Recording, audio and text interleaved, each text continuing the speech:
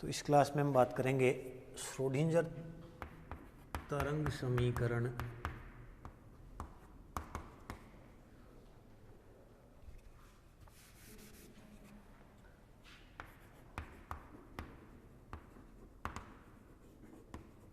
Schrödinger wave equation, उसकी बात करेंगे हम नीड, उसकी आवश्यकता क्या है, और दूसरा बात करेंगे उसकी जस्टिफिकेशन। ठीक है, आवश्यकता और औचित्य के बारे में बात करेंगे। अब हमने ये कहा है कि श्रोडिंजर समीकरण है वो द्रव्य कण अगर गतिमान है तो उस गतिमान द्रव्य कण की अवस्था को रिप्रेजेंट करती है। तो वो तरंग फलन है वो किस टाइप का होना चाहिए। मान लिया, मैं ऐसा मान रहा हूँ कि माना कोई एक विमीय तरंग, एक विमीय का मतलब जो एक पर्टिकुलर डायरेक्शन में गतिमान हो, एक विमीय तरंग धनात्मक अक्ष दिशा में गतिमान है, धनात्मक अक्ष दिशा में गतिमान है। ठीक है, धनात्मक अक्ष दिशा में अगर कोई गतिमान होगी तो उसका समीकरण किस टाइप से लिखेंगे। एक विमीय तरंग का समीकरण या तो मैं लिखूंगा देखो साइन के फॉर्म में, साइन और कोस के फॉर्म में। तो अगर वो धनात्मक अक्ष दिशा में गतिमान है तो उसका मैं लिखूंगा kx माइनस ओमेगा टी, या फिर मैं उसको लिख दूंगा कोस kx माइनस ओमेगा टी। अगर वो पॉजिटिव में जा रही है ना, पॉजिटिव अक्ष में, तो kx माइनस ओमेगा टी या ओमेगा टी माइनस kx इस टाइप का होगा। अगर वो नेगेटिव अक्ष दिशा में जा रही है तब दोनों का साइन सेम होगा, kx प्लस ओमेगा टी या फिर minus kx minus omega T, दोनों सेम साइन के होंगे।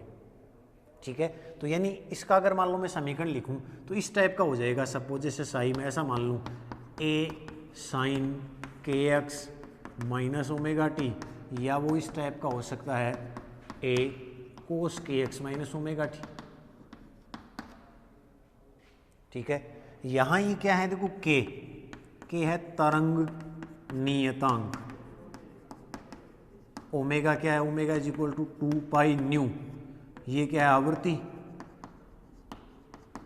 जो तरंग गतिमान हो रही तो गतिमान तरंग की क्या है आवृत्ति, ओमेगा कोणीय आवृत्ति हो जाएगी।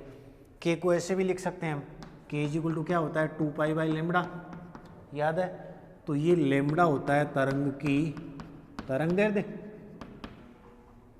ठीक है, तो ये हमने लिखा है, उसमें के हमने बता दिया, अक्ष क्या है पोजीशन, टी टाइम हो गया, और ओमेगा क्या होगा कोणीय आवृत्ति। अब या फिर इसको मैं इसके फॉर्म में भी लिख सकता हूँ, जैसे psi is equal to A E raise to power iota K X minus omega T, क्योंकि E raise to power iota को आप लिखोगे, E raise to power iota theta क्या होता है, E raise to power iota theta is equal to क्या होता है cos theta plus iota sine theta, ऐसे तो लिखते हैं। इसका मतलब वो इस फॉर्म में लिखा जा सकता है, या फिर वैसे भी हो जाए A E raise to power minus iota K X minus omega T, minus वाले में साइन क्या आ जाएगा माइनस का आ जाएगा।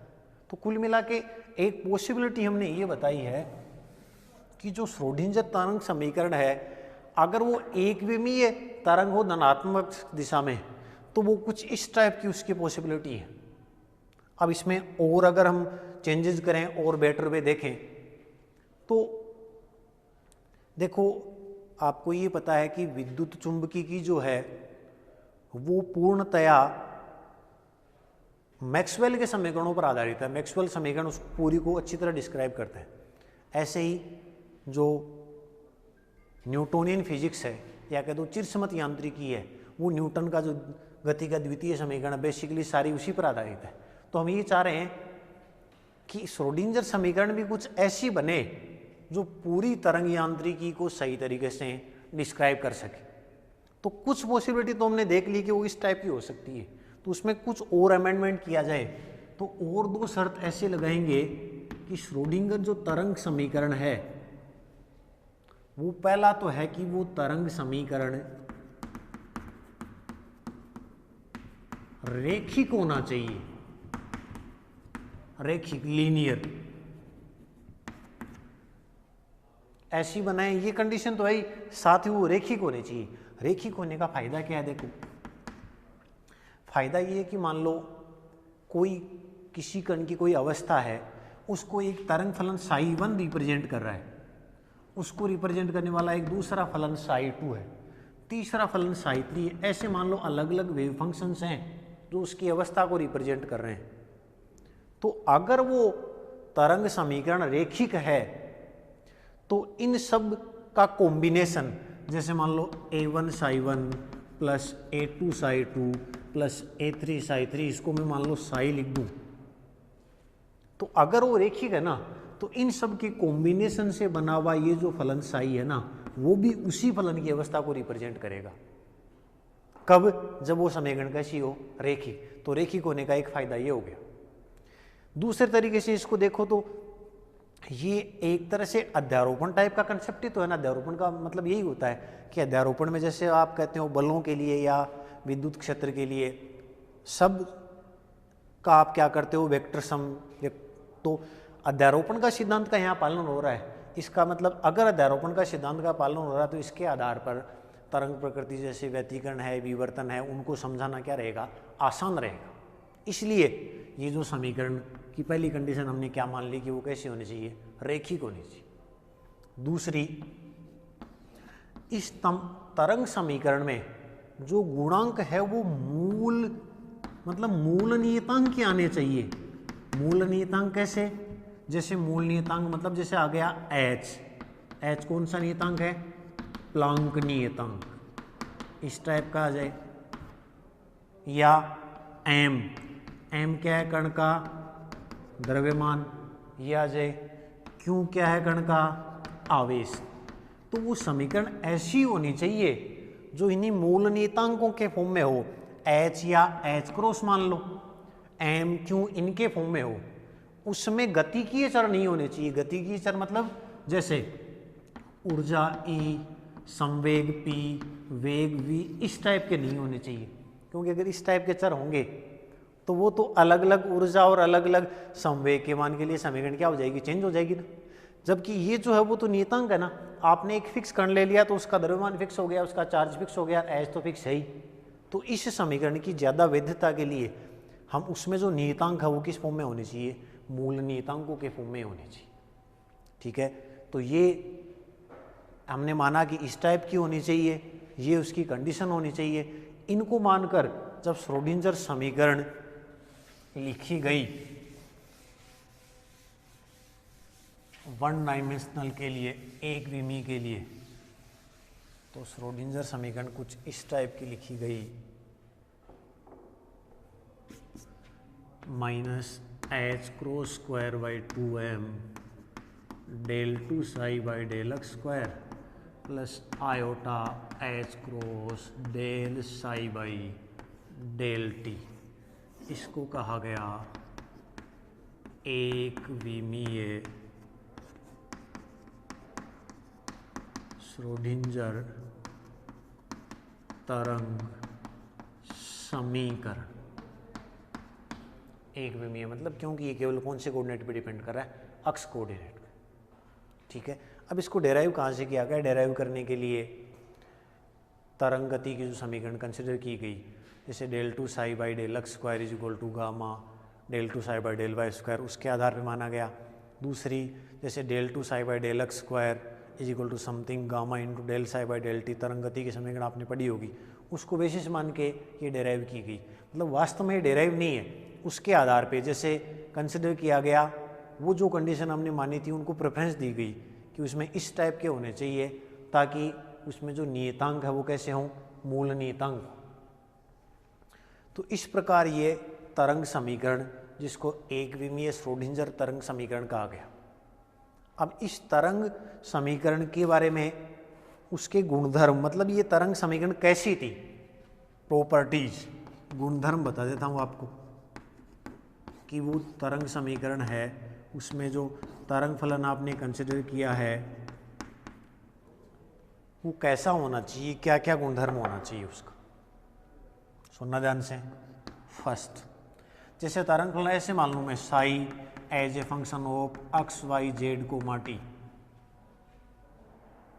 तो ये जो तरंग फलन है, इन निर्देशांकों के प्रत्येक मान के लिए ये कैसा होना चाहिए, परिमित होना चाहिए।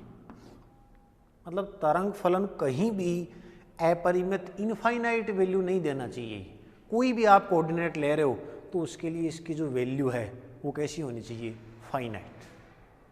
सेकंड, ये जो तरंग फलन साई है वो क्या होना चाहिए, सतत व एकलमानी, सिंगल वैल्यूड।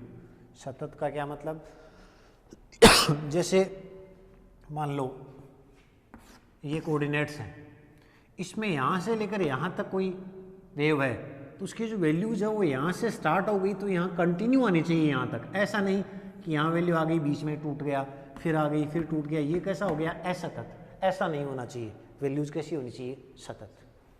एकलमानी, एकलमानी का मतलब एक मान के लिए इसकी एक ही वैल्यू होनी चाहिए। मतलब जैसे इस टाइप का ग्राफ आ गया, इसमें जैसे ये कोऑर्डिनेट अक्ष है तो अक्ष की इस वैल्यू के लिए साई का एक ही मान है। ऐसा नहीं कि एक वैल्यू के लिए दो हो जाए। मतलब इस टाइप का, जैसे मान लो ऐसे कह दूं मैं, तो अब अक्ष की आप ये वैल्यू लोगे तो इसके संगत एक मान तो ये हो गया और एक मान ये हो गया, दो मान हो गए ना, तो एकलमानी नहीं है ये। तो इस टाइप का नहीं हो सकता।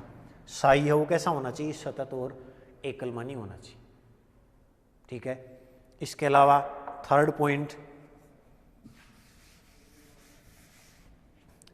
ये है कि अगर जैसे मान लो वेव फंक्शन साई एक्स है और अगर अक्ष इनफाइनाइट की ओर अग्रसर हो रहा है, जो कोऑर्डिनेट है वो अगर इनफाइनाइट है तो उस केस में साई अक्ष है वो क्या होना चाहिए, जीरो। हमने ये कहा था कि वो फाइनाइट होना ही चाहिए, लेकिन अगर ये इनफाइनाइट की ओर अग्रसर हो रहा है तो इसकी वैल्यू क्या होनी चाहिए, जीरो, ताकि वो इक्वेशन क्या हो जाए, वैलिड हो जाए।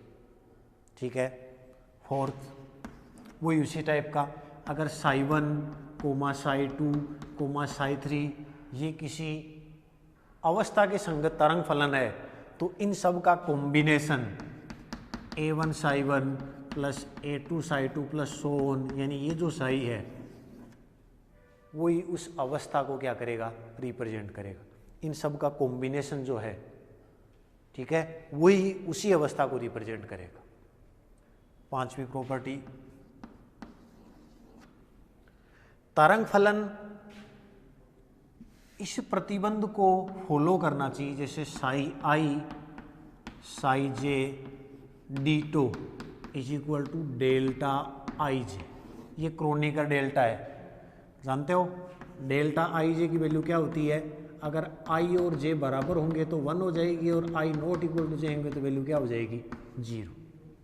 मतलब यहाँ से दो कंडीशन बनेगी। देखो, आई और जे अगर बराबर ले लूँ तो साई आई और साई आई सेम हो गए, तो इसका मतलब दोनों साई का स्क्वायर हो जाएगा, या ऐसे लिख दूँ modulus of psi square d tau, तब तो वैल्यू क्या हो जाएगी, 1। और एस आ जाएगा, एक साई आई हो जाएगा और एक साई जे हो जाएगा डी टो, इसकी वैल्यू क्या हो जाएगी, 0, जब आई और जे आपस में बराबर नहीं। ठीक है। तो एक को प्रसामान्य कंडीशन कहा जाता है और एक को नॉर्मलाइजेशन कंडीशन कहा जाता है। दोनों को एक साथ इस फॉर्म में लिख दिया तो जो तरंग फलन है वो इस टाइप का होना चाहिए कि इस प्रतिबंध का क्या करे, वो पालन करे। एक प्रॉपर्टी और बता देता हूं कि अगर तरंग फलन अपभ्रष्ट है, अपभ्रष्ट का मतलब क्या हुआ कि जैसे पहले बताया था मैंने पहले वाली यूनिट में कि जैसे इस टाइप से तरंग फलन कोई वेव फंक्शन है साई, उस पर कोई ऑपरेट हो रहा है तो एक आइगेन मान मिलेगा और वही तरंग फलन मिलेगा। ठीक है। अगर ऐसा हो रहा है ए साई, अगर ये wave function psi 1 A1 Sai 2 A2 Sai 2, मतलब इसके संगत साई 1 के संगत आइगेन मान A1 हो गया, साई 2 के संगत A2 हो गया, तो इनको कहा जाता है अनअपभ्रष्ट, नॉन डिजनरेट। लेकिन अगर दोनों के संगत आइगेन मान सेम ही हो गया तब इसको कहा जाता है अपभ्रष्ट, डिजनरेट। अब जितने मान आएंगे उसकी कोटि कहा जाता है। जैसे 2 की संगत आ रहा है तो इसकी डिजेनरेसी कितनी हो गई, 2 हो जाएगी। ठीक है, तो ये कह रहा है कि अगर तरंग फलन अभ्रष्ट है ना, तब ये जो कंडीशन है वो फॉलो होना आवश्यक नहीं है। मतलब उस केस में तरंग फलनों का परस्पर लंबिक होना आवश्यक नहीं। ठीक है, तो इस प्रकार हमने ये देखा कि तरंग फलन जो साई है, जो हमने श्रोडिंजर समीकरण लिखी थी उसमें तरंग फलन साई जो यूज करेंगे उसमें क्या क्या प्रॉपर्टीज होनी चाहिए। तो ये सारी प्रॉपर्टीज हमने बता दी कि ये प्रॉपर्टीज होगी तरंग फलन के लिए। ठीक है।